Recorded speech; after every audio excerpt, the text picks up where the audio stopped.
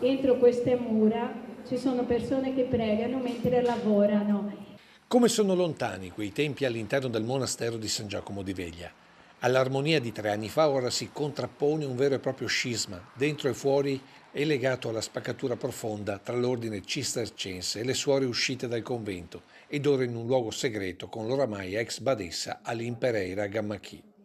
che ora, dopo aver annunciato di affidare ogni parte legale ad una serie di avvocati, qualcuno parla di un grosso studio statunitense, sarebbe sul punto di fondare un'associazione con le altre religiose, primo passo per la costituzione di un altro convento.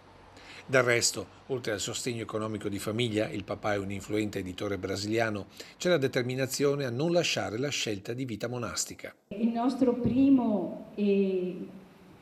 compito è la preghiera,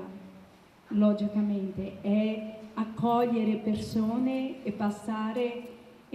questo valore. Visione decisamente diversa da quella che invece racconterebbero alcune suore firmatarie di una denuncia arrivata all'abate dell'ordine cistercense e che ha innescato verifiche e controlli fino alla sospensione della badessa il giorno della morte di Papa Francesco, l'unico ad avere il potere di annullare le decisioni dell'ordine. Ed è questa circostanza che innescherebbe sospetti su un progetto di vendita del monastero al mercato immobiliare, in particolare ad un fondo di investimento che si sarebbe già fatto avanti qualche anno fa. E San Giacomo non sarebbe il primo caso. L'ordine avrebbe già chiuso una struttura in Danimarca, un'altra in Bolivia, oltre ad almeno 2 in Italia. Il meccanismo sarebbe di fatto lo stesso: dissapori innescati all'interno del convento, estromissione volontaria o forzata da parte di religiosi, difficoltà nella gestione da parte di chi rimane, che viene spostato svuotando definitivamente la struttura. Tutte considerazioni, mentre di concreto, oltre all'uscita delle suore e i 2 comunicati stampa dell'ordine e di Madre Aline, ora c'è l'uscita annunciata ma non ancora effettuata da parte di suor Pietra Feola, l'unica oblata tra tutte le religiose del monastero,